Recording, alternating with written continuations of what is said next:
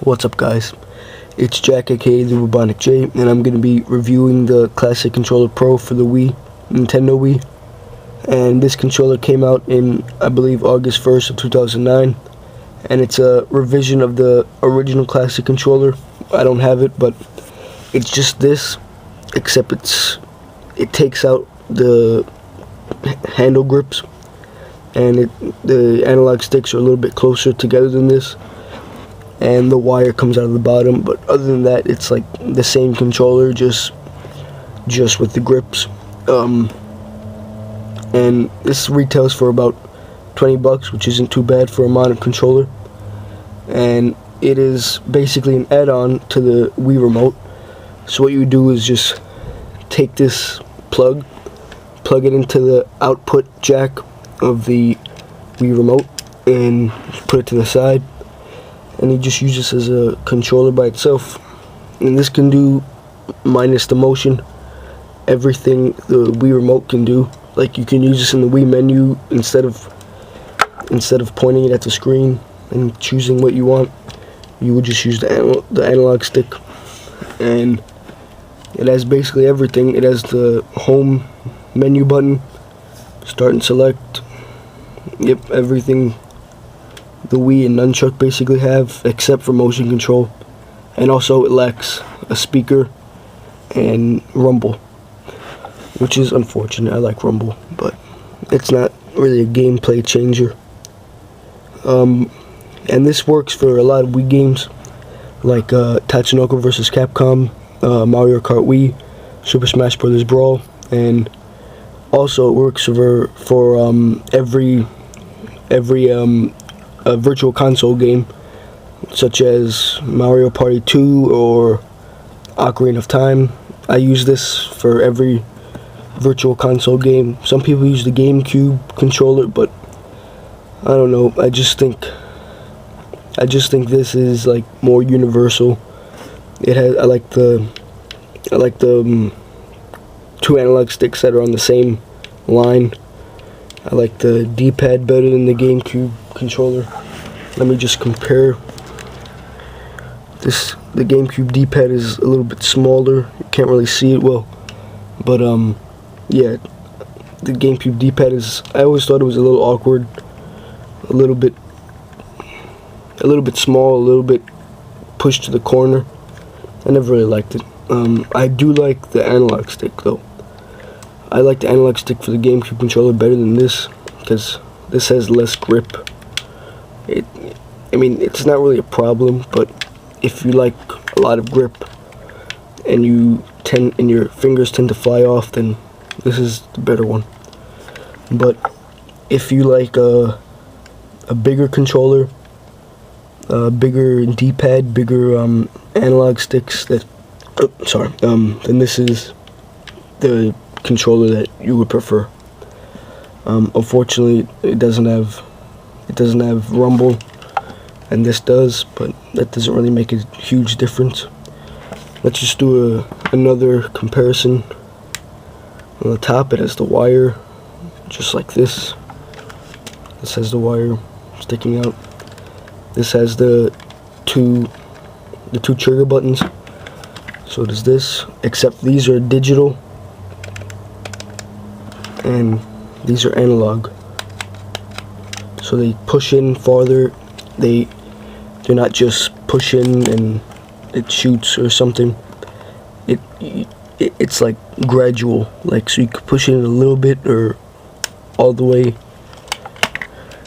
But these are just clicking, like so. In Super Mario Sunshine, with this you would push it a little bit to make the water go farther, or push it all the way. But this, you would just click it and it would shoot. So if you like analog triggers, then this is a little bit better. But if you don't really care, or you prefer digital triggers, then this is the way to go. And also this has the two right and left, and this has Z and nothing else here. So if you like, I don't know, more buttons, this has an extra button up here and this is also digital, so it doesn't really make a difference. Let's look at the action buttons. Action buttons here are laid out a little bit unusually, but they're comfortable, surprisingly. They feel natural, not too much problems. This one's more common. It's just the 4 buttons laid out in a cross, but it does the same thing. They're nice clicky buttons. You feel like you're pressing something. These are pretty much the same feel. A button's a lot bigger, but these buttons are basically the same size as these buttons. And all these buttons are the same exact size with each other, but obviously these are different, but it's comfortable. And also, let's compare it to the DualShock 2, which it's pretty similar to. The DualShock 2 has the 4 shoulder buttons, and this does as well. Basically the same layout, has the wire coming out on top, and if you look, they both have the hand grips. They both have the same line of analog sticks. They're on the same axis, and they both have the D-pad on this side. Both have the 4 action buttons and the start and select, and they're pretty much almost identical. The back, I mean, the back doesn't matter, but just to look at it, yep, they're basically identical. And just for the sake of comparing, let's just compare it to the Xbox 360 controller. They both have the 4 trigger buttons. However, this has the analog triggers that look more like triggers, and these just have the buttons. I prefer these because I don't really play much racing games that require analog triggers, but for those people who do, you would probably like analog triggers better, but I don't really mind.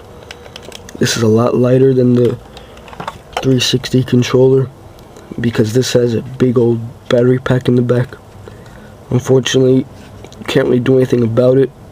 They probably sell third-party controllers that don't have the battery pack, but first-party controllers always do. And as you can see, the analog sticks are different. These are on the same horizontal plane. These are not. They're diagonal from each other. The D-pad looks a lot different.